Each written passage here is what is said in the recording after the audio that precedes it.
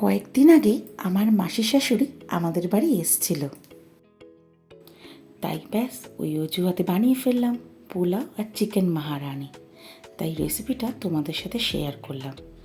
জিরে, মৌরি, কাজু, কাঁচা বাদাম, গোটা গরম মশলা, শুকনো লঙ্কা আর ধনে সমস্ত মশলাগুলো আগে শুকনো খোলায় কড়ায় ভেজে নিলাম। সব কটা মশলা একটা একটা করে দিয়ে আস্তে আস্তে গ্যাস বাড়িয়ে কমিয়ে সুন্দর করে মচমচ করে ভাজলাম।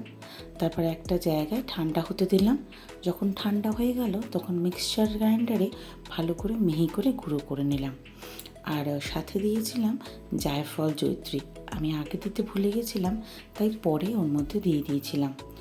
আর 100 গ্রাম টক দই, সাথে কসুরি মেথি আর ধনেপাতা দিয়ে ভালো করে একটা পেস্ট বানিয়ে নিলাম। খুব মিহি না করলেও হবে, সামান্য একটু জল দিয়েছিলাম।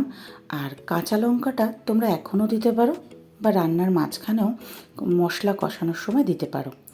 কড়াতে হোয়াইট অয়েল নিয়ে বেশ খানিকটা পেঁয়াজ কুচি তার মধ্যে দিয়ে দিলাম।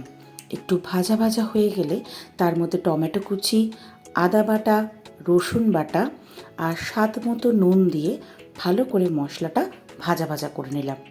মশলা যখন বেশ ভাজা ভাজা হয়ে যাবে তখন সেই সময় চিকেন দিতে হবে।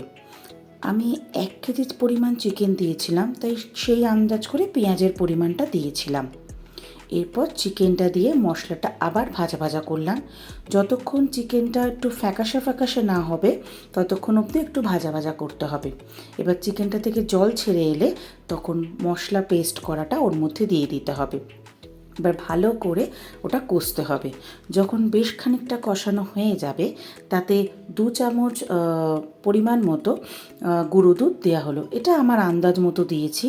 এরপর আরও কষাতে হবে।